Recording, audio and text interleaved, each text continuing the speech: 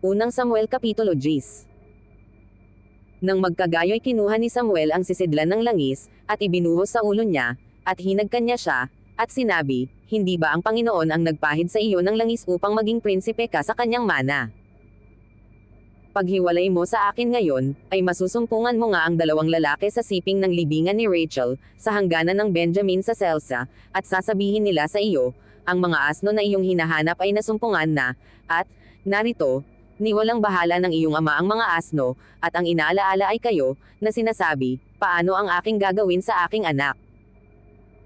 Kung magkagayo'y magpapatuloy ka mula roon, at darating ka sa ensino ng Tabor, at masasalubong ka roon ng tatlong lalaki na inaahon ng Diyos sa Bethel, ang isa'y may dalang 3 batang kambing, at ang isa'y may dalang 3 tinapay, at ang isa'y may dalang 1 balat na sisidlan ng alak. At babatiin ka nila, at bibigyan ka ng 2 tinapay, na iyong tatanggapin sa kanilang kamay. Pagkatapos ay darating ka sa burol ng Diyos, na nandoon ang isang pulutong ng mga Filisteo, at mangyayari pagdating mo roon sa bayan, na makakasalubong ka ng isang pulutong na mga propeta na lumulusong mula sa mataas na dako, na may salteryo, at pandereta, at flauta, at alpa sa harap nila, at sila'y magsisipang hula.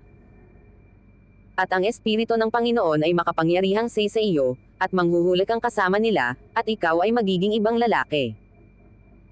At manunawa, na pagka ang mga tandang ito ay mangyari sa iyo, na gawin mo ang ay dudulot ng pagkakataon, sapagkat ang Diyos ay sumasa iyo.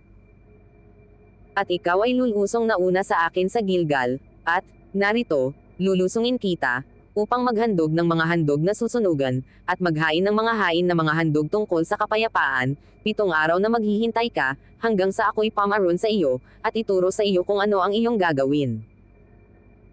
At nangyaring gayon, na ng kanyang matalikdan na iwan niya si Samuel, ay binigyan siya ng Diyos ng ibang puso, at ang lahat na tandang yaon ay nangyari sa araw na yaon.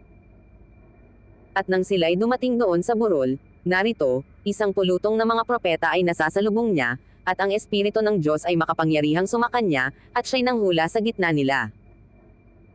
At nangyari nang makita siya ng lahat na nakakakilala sa kanya ng una, na, narito siya'y nanghuhulang kasama ng mga propeta, ay nagsalisalitaan ang bayan, ano itong nangyari sa anak ni Cis?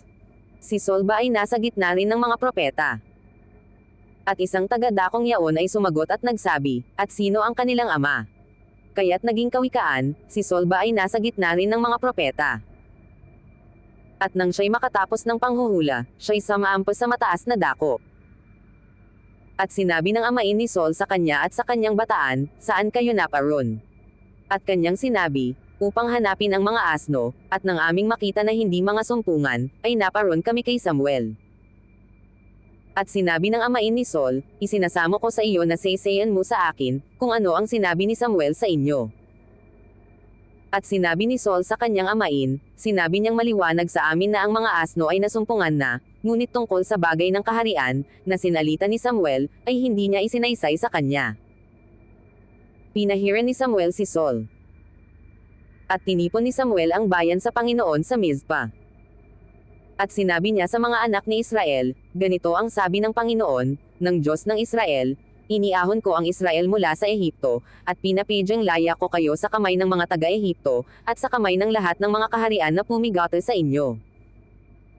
Ngunit itinakwil ninyo sa araw na ito ang inyong Diyos, na siyang nagligtas sa inyo sa lahat ng mga inyong kasakunaan at mga kapigatian, at sinabi ninyo sa kanya, hindi, kundi lagyan mo kami ng isang hari, ngayon ngay humarap kayo sa Panginoon ayon sa inyong mga lipi, at ayon sa inyong mga libo-libo.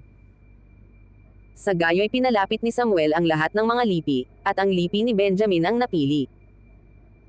At kanyang inilapit ang lipi ni Benjamin ayon sa kanyang mga angkan, at ang angkan ni Matri ay siyang napili, at si Saul na anak ni Cis, ay siyang napili, ngunit nang kanilang hanapin siya ay hindi nasumpungan.